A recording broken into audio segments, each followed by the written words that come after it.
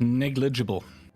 Beautiful stuff from Liberty, top damage. I mean, Gotcha Baby is probably very excited to see his hometown hero Liberty perform. If you guys did not know, Gotcha Baby, I think has a little bit of butterflies for Liberty. So love story brewing right there, Kihand. Look forward to. First of all, though, let's hop into round number 2 of Ghost Town.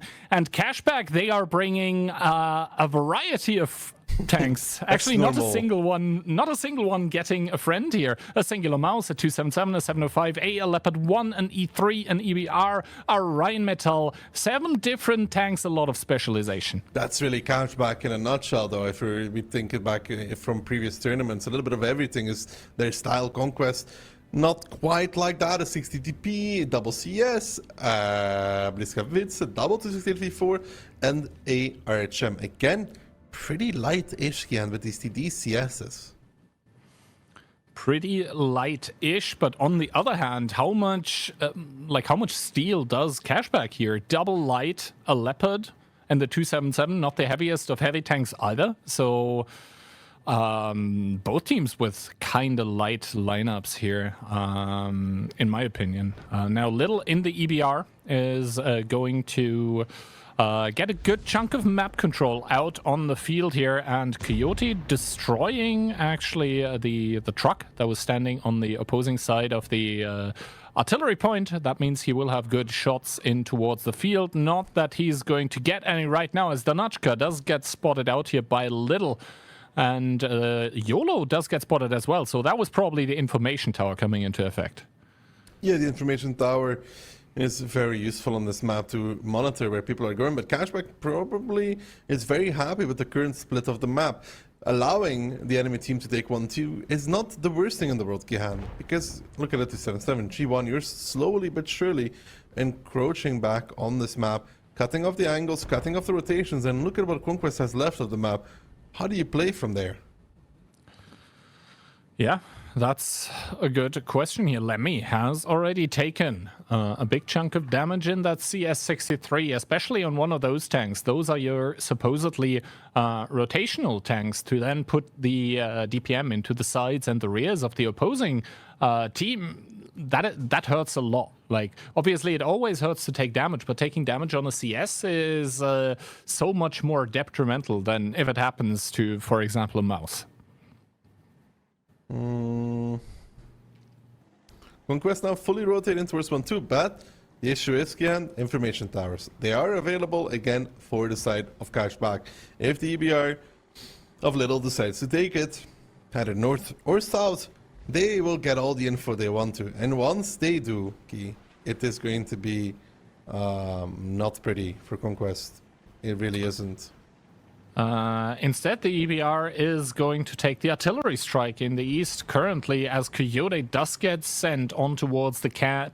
So the sirens are going to be going for the team of Conquest here. Currently 1.5 KHP difference in between both teams. And now that 1-2 line push immediately getting spotted. Radim taking a shot of damage here. Danachka bouncing one. He's going to take the artillery strike possibly. And the team of Cashbck floating but like a butterfly, not going to sting like a bee yet, but they're scattering to the winds. Yeah, really good stuff there from Cashbck. They see this push come out. They immediately readjust. A big strike as well. Iset is now spotted out. Lali and Vadim just going to continuing, but that's a shot from Barbarian on the back lines in the mouse.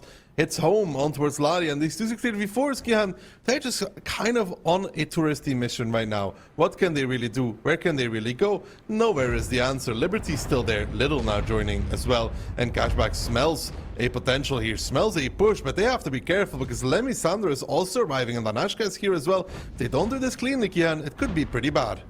It could be pretty bad indeed, as Squeezy now facing 2-2-6-8-4s frontally. Lali getting shut down, the first tank to the grave for the team of Conquest, as Liberty and Little are now going to start coming in here. And that is just the DPM that Cashbck needed in this corner. Radim down towards 900 here. A strike going down, that's probably by the Leopard here, so we'll have to wait and see how this one goes as Radim bites the dust. It's Iset to pick him up. Dunny and Flawless in the 60 TP, and Bliskavitz are holding on right now, and still Cashbck, they have not dropped a gun, Ducky. They're not going to drop any guns either if they keep playing like this. Squeezy surviving, Little not coming back in with Liberty. The double L getting massive W's over the side of Conquest. HP playable though, but again, number of guns 7 versus a mere 4 for Conquest, where most of the HP is located on Flawless and Danny, and those two tanks do happen to be in the city, which means Cashbck is now going to be rotating out from 1-2 line. Smart. Liberty finds another kill on the Nashka. 3 tanks left standing for Conquest, and now it is just well, finishing this off right. Gihant, I mean, Flawless trying here to do something, but with him, Danny and YOLO, the last 3 standing, not much is going to happen. Indeed. Flawless here trying to do what he can, but realistically, the battle is already long lost here. It's Twilight to shut down his dreams. He goes to the grave, and now only Danny and YOLO remaining here. Little does get a good shot in towards YOLO in the background as well, and 6 players still alive for Cashbck with 7,000 HP to spare.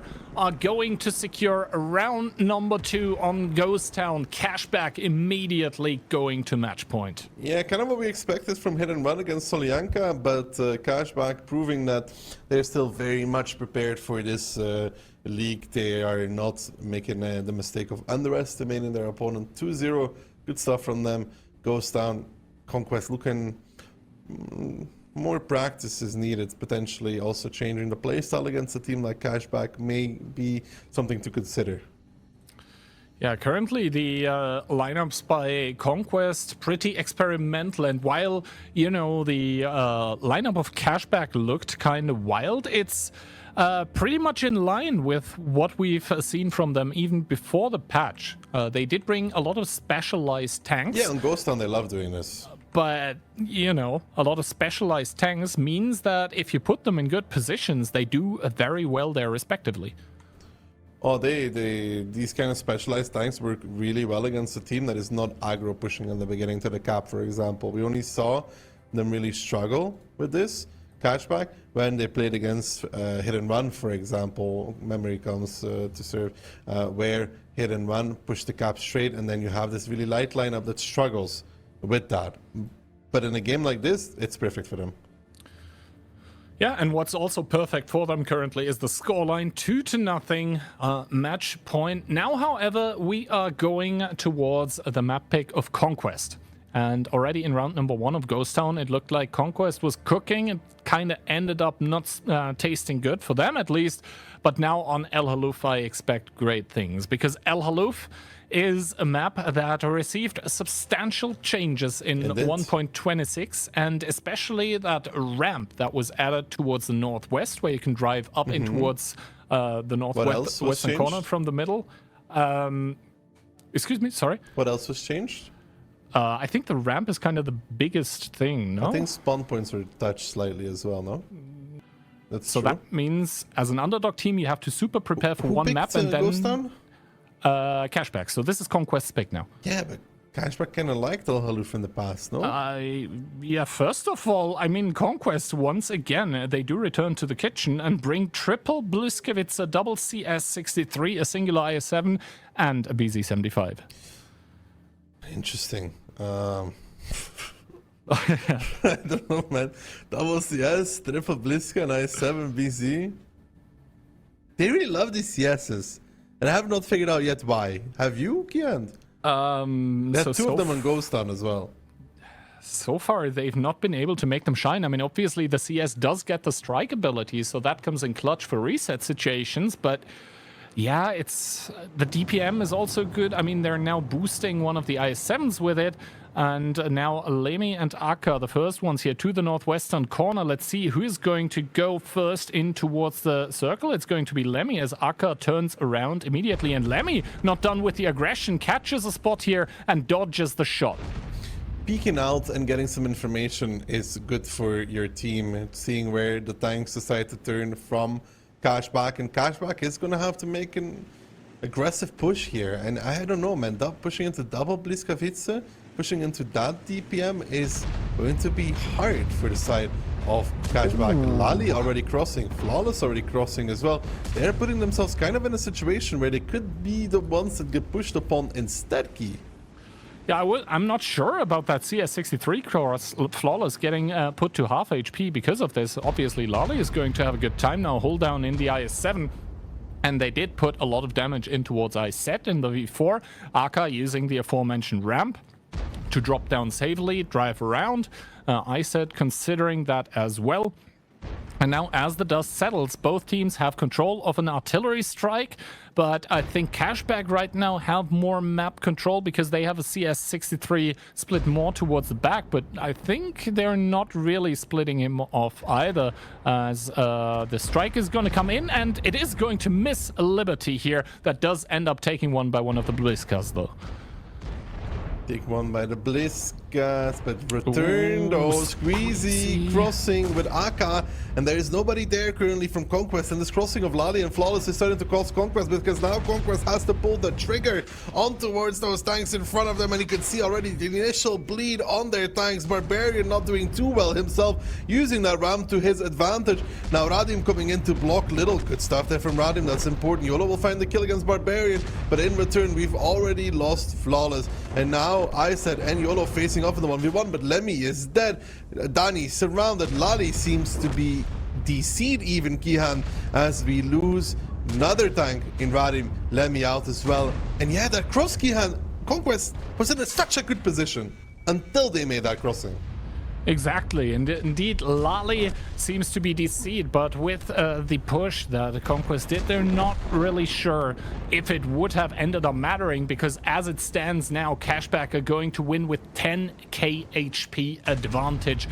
Absolute domination from the team in pink here, winning and securing both, I think, of our predictions actually, 3-0. Yeah, we both predicted a 3-0 victory for Cashbck. They were dominant, but this round I think if Conquest calm down and keep the nerves strong and don't cross over with the CS-IS-7 until the push actually happens, because there was no push yet at that moment. It was too early and they took plenty of damage in return for that, and then they lost A1 because of that.